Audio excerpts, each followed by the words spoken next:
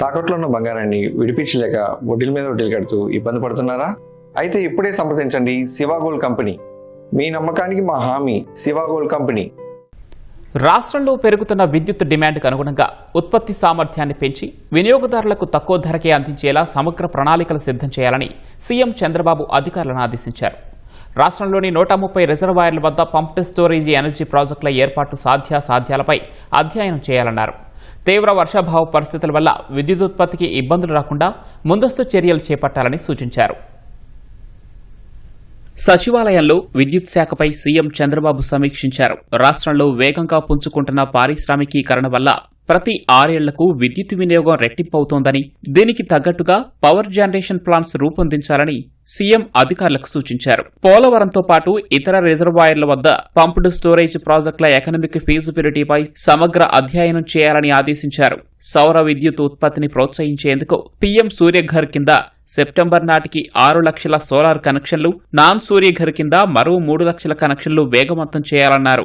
వీటితో పాటు అదనంగా 10 లక్షల కనెక్షన్ల కోసం కేంద్రానికి ప్రతిపాదనలు పంపాలన్నారు. కుసుమ్ పథకం లక్ష్యాలను చేరుకుంటూనే మరో 2000 మెగావాట్ల సామర్థ్యం కోసం కేంద్రాన్ని కోరాలని సూచించారు. సోలార్, విండ్, పంప్డ్ స్టోరేజ్ వంటి పునరుత్పాదక వనరులను సమన్వయం చేస్తూ రాష్ట్రంలో నిరంతర విద్యుత్ సరఫరా వ్యవస్థను ఏర్పాటు చేయాలని ఆదేశించారు.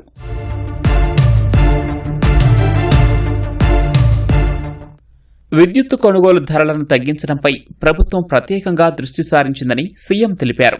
యూనిట్ విద్యుత్తు కొనుగోలు ధరను ఈ ఏడాది ₹4.60కు తగ్గించాలని, 2029 నాటికి దీన్ని ₹4కు తీసుకురావాలని అధికారులకు గడువు విధించారు. పవర్ స్వాపింగ్, కుసుమ్, సూర్యఘర్ వంటి వివిధ మోడళ్లను సమర్థంగా ఇంటిగ్రేట్ చేయడం ద్వారా ఇది సాధ్యమవుతుందన్నారు. విద్యుత్తు కొనుగోళ్లలో ఆప్టిమైజేషన్ ద్వారా ఇప్పటికే 234 కోట్లు, ప్రాంప్ట్ పేమెంట్ రిబేట్ కింద 100 కోట్లు ఆదా చేయడం పట్ల సంతోషం వ్యక్తం చేశారు. ఇకపై విద్యుత్తు సంస్థలపై ఉన్న రుణ భారాన్ని తగ్గించేందుకు ఆర్థిక సంస్థలతో నిరంతరం సంప్రదింపులు జరిపి వడ్డీ రేట్లను తగ్గించాలని ఆదేశించారు.